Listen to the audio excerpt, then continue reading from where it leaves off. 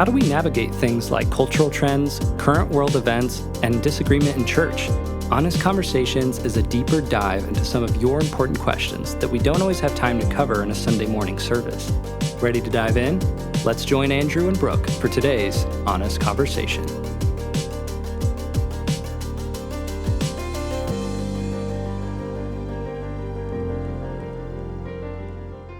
So we're talking about in light Also, of just side note, we were all just recognizing that last anointing conversation got a little out of hand. and well, it And should then have gotten Lindsay and more Diego out had a of lot more to hand. say that they didn't offer, and so sorry, it was not Brooke and I's fault.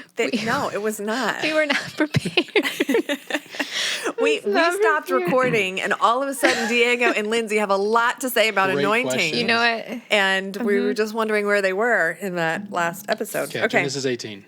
Okay, so we are talking in light of God's sovereignty. My initial question was, it sure seems like in prayer, Moses with the golden calf, Abraham with Sodom and Gomorrah, in their prayers changed God's mind. He was planning to do something. They pleaded with him. Yeah. He changed his mind and relented.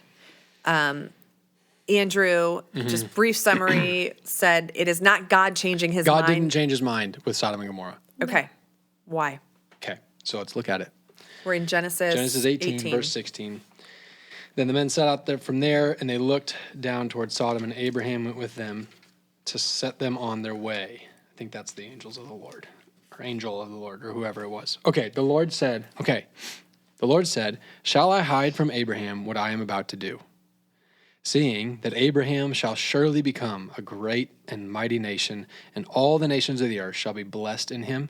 For I have chosen him, that he may command his children and his household after him to keep the way of the Lord by doing righteousness and justice, so that the Lord may bring to Abraham what he has promised him. So this is what's on God's mind in the midst of this. He's going to do what he's going to do. And so he's saying, well, I need to train Abraham because I have this plan for him. I need to make him into a father of many nations. So should I hide what I'm about to do from him? Or would it be better to bring him along in what I'm doing for the sake of the calling that I have on Abraham's life? That's the question that he just asked and that we're seeing. So that's what's happening, that we need to bring that into view. Verse 20, then the Lord said, because the outcry against Sodom and Gomorrah is great and their sin is very grave, I will go down to see whether they have done altogether according to the outcry that has come to me. And if not, I will know. So that's interesting. There's an outcry against Sodom and Gomorrah that God is saying he's heard. Not that this is a mystery to God. He didn't not know what was going on in Sodom. But he's hearing his people, Right. or it doesn't really specify. It doesn't say it, yeah. It doesn't say that there's people, and there clearly weren't many godly people in Sodom or Gomorrah to be interceding. Right. So I don't know. God hears the outcry of his angels that are in Sodom. I don't know. That's interesting. Yeah. But again, regardless of who's making the outcry, this is not news to God. Right. That he's like, oh, really? Sodom and Gomorrah, where's that on the map? Right. You're telling me they're doing bad things? Sure. Like lots of them? Lots of bad things? The worst things? Yeah. Interesting. You know? Yeah. So let's, okay. All right, so the men turned from there and went toward Sodom, but Abraham still stood before the Lord. Then Abraham drew near and said, so God's bringing Abraham in on what's going on here. Well, it says Abraham drew near, right? Or just say so God? Abraham drew near, right, yeah. So Abraham draws near, and, God is wanting to draw him near because he's letting us in to say, I need to bring Abraham in to this. Sure. Because I need to teach Abraham something. Okay. That's what verse 17 through 19 is saying. I need to teach my son Abraham, who needs to be a father. I need to teach him some things. You seeing? Yep. 23. Then Abraham drew near and said, will you indeed sweep away the righteous with the wicked? So to me, that goes to the character of God. Right, yeah, exactly. Like, so he's, going back to even the garden. Did God say? Exactly. So Abraham's like, all right, how does this work? Right. Like, I need you're to know good. who You are. can't sweep away the righteous with the Right. wicked. What's going on here? Yep. Hold on. Okay. 24. Suppose there are 50 righteous within the city. Will you then sweep away the place and not spare it for the 50 righteous who are in it? So Abraham's like, I don't you're good, so therefore you don't do this thing Right. because I think that's a bad thing. Right. So what the bad thing that he's asking God, if God will do, is, are you going to kill the righteous with the wicked? And then he says, won't you spare, which is interesting. He says, spare the whole city, spare all the wicked people for the sake of the 50. He doesn't say just spare the 50. Yeah. So Abraham's thinking, this is, we're getting a window into Abraham's Yeah. worldview kind of here and stuff. It's like, it would be wrong for God to kill the righteous with the wicked. What would be right for him to do would be to save the wicked on account of the righteous. Interesting. It's like, okay, that's Abraham's perspective. 24, will you then sweep away the place and not spare it for the 50 righteous who are in it? Far be it from you to do such a thing, God. Because I understand what's good, right? Tell me you haven't prayed that before, right? Far be it from you to do such a thing, to put the righteous to death with the wicked, so that the righteous fare as the wicked. Far be it from you. Shall not the judge of all the earth do what is just? Aren't you good? Right. Aren't you just? And I know what the just thing is, and so you ought to do what I think it is. And the Lord said, if I find at Sodom 50 righteous in the city, I will spare the whole place for their sake. Which isn't even just, if you think about it. Right. So he's like, okay, Abraham. But God's teaching Abraham something. God's not learning. Abraham's learning. That's what we need to understand is happening. Okay.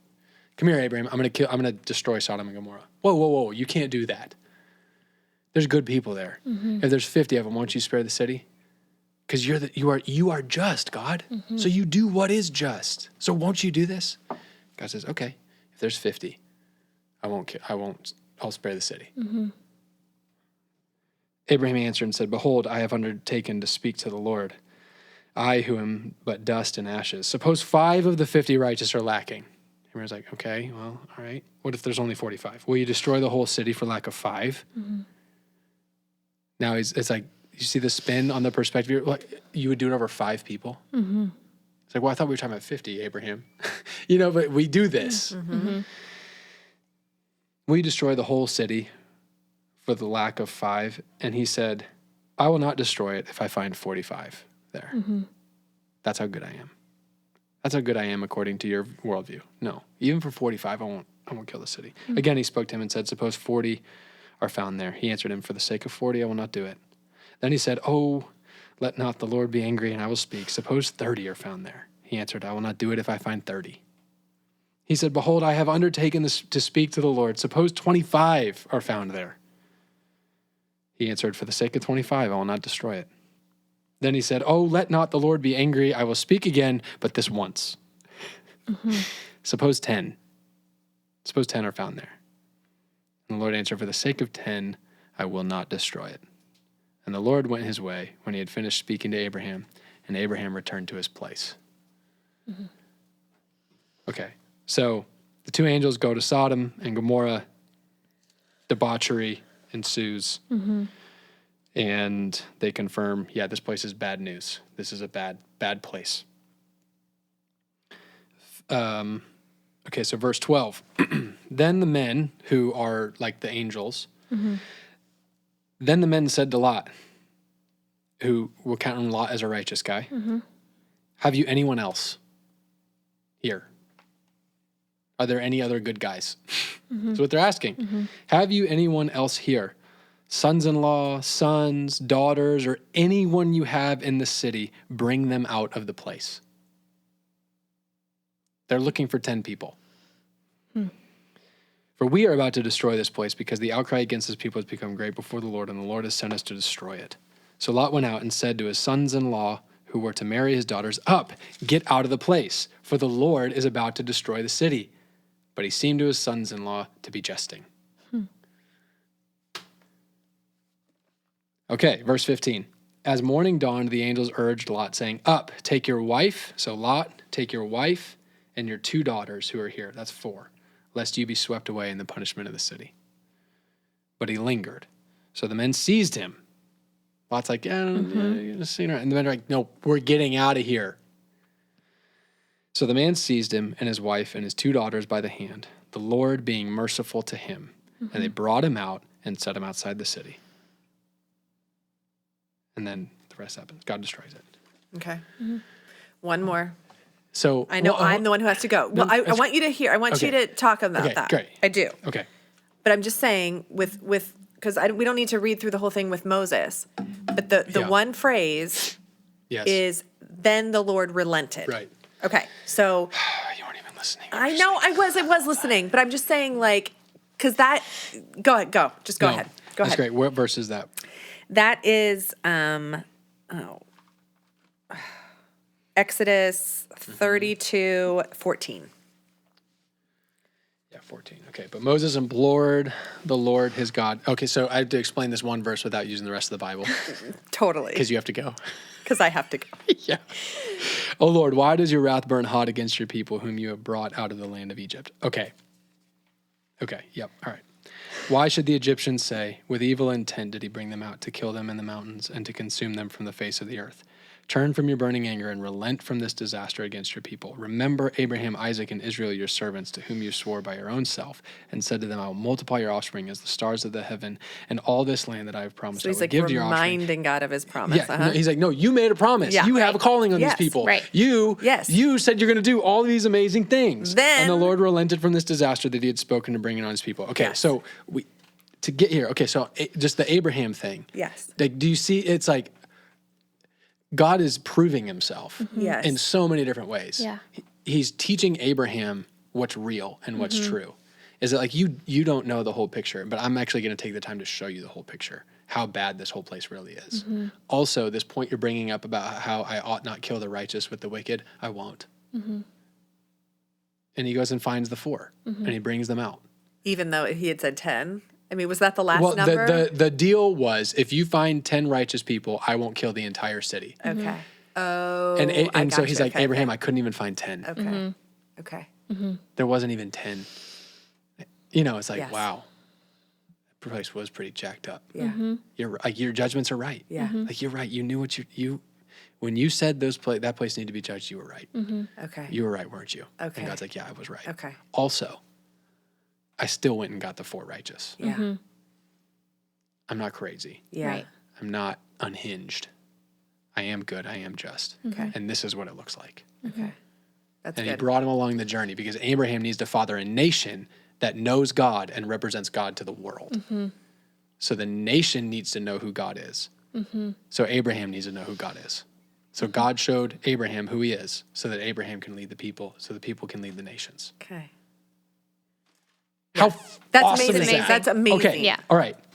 So let's take our time. Okay, so this is great. So what happens before that is, the golden calf thing, Moses Yes. is coming down, the people have made a golden image, and the Lord said to Moses, go down, for your people who you brought up out of this land of Egypt have corrupted themselves. They have turned aside quickly out of the way that I commanded them. They have made for themselves a golden calf and have worshipped it and sacrificed it and said, these are your gods, O Israel, who brought you up out of the land of Egypt. And the Lord said to Moses, I have seen this people, and behold, it is a stiff-necked people. Now, therefore, let me alone, that my wrath may burn hot against them, and I may consume them in order that I may make a great nation out of you. Moses is getting tested. And if you follow the journey of Moses, he needed to get tested a lot. He had some things that needed to get worked out along the way. He was great and a hero and all the things, and he had some things to learn also. So the people turn and reject God, and God brings Moses in now and says, I'm going to kill all of them. You brought them out of here. And everything's a test. And Moses is like, no, hold on. You brought these people out. These are your people. You made a promise for them. And what Moses is, what's happening here is Moses is, what am I trying to say? God's heart for his people is being kindled in Moses through God's testing. God's like, why don't we just screw all these people and we start over with you? Moses is like, whoa, you love these people. Yeah. They're your people. You're the one who saved them. And Egypt can't think that you did all this for nothing. And yeah, they did make a calf and said, this is the one that brought you out of the land of Egypt. But no, you're the one who brought them out of Egypt. You can't do that. It's like intercession. It's like, yeah, we can't just kill all these people. Right. There were some times when Moses wanted to kill all these people. Yeah, Totally. right. You know? right. Totally. So it's Yeah. like God's hitting on that thing. And so now Moses finds himself speaking Defending the them. promise of God over God's people. Yeah. Yeah. It's like, these are chosen people. Yeah. And yeah, they are stiff-necked, but you said Right. they were your people. Yeah. I guess we're stuck with them, huh? Yeah. You know, Yeah. it's kind of what's happening in Moses. Okay, so then Moses turns and goes down the mountain with the tablets. The tablets are the work of God. Joshua says there's a sound. There's a noise of war in the camp. Moses says it's not the sound of victory, sound of the cry of defeat, blah, blah, blah, blah, blah. Okay, 19. And as soon as he came near the camp and saw the calf and the dancing, Moses' anger burned hot. And he threw the tablets out of his hands and he broke them at the foot of the mountain. Now Moses is seeing what God saw, and he's mad. He took the calf that they had made, he burned it with fire and ground it to powder and scattered it on the water and made the people of Israel drink it. What would he have done if he hadn't had that prior conversation with God? I wonder. I don't know. Yeah. I'm just saying. Totally. Yeah. Okay, interesting. Yeah. But there is more to the story. And Moses said to Abraham, "What did this people do to you that you have brought such a great sin upon them?" And Aaron said, "Let not the anger of my Lord burn hot. You know the people, that they are set on evil. For they said to me, make us gods who shall go before us. And as for this, Moses, the man who brought us out of the hand of the land of Egypt, we do not know what is to come of him." It's basically the same thing God's tested him with already. Yeah. You brought him out. They forgot about you and all these things. So I said to them, "Let any of you have gold take it off." So they gave it to me, and I threw it in the fire, and out of it came a calf. You know, just here, it just happened. It just came. And then when Moses saw the people had broken loose, and he's like, it's true. Yeah. They think this is all about me. They think this is all about them. They have forgotten God. And God's right. These people are terrible. For Aaron had let them break loose to the derision of their enemies. Then Moses stood at the gate of the camp and said, "Who is on the Lord's side?" Because this is about God. This isn't about me. Yeah, I'm mad, but you're his people carrying his promise. He's the one who brought you out of Egypt. This isn't about me. This is about him and you. Who is on the Lord's side? Come to me. And all the sons of Levi gathered around him, and he said to them, "Thus says the Lord God of Israel, put your sword on your side, each of you, and go to and fro from the gate to gate throughout the camp, and each of you kill his brother and his companion and his neighbor."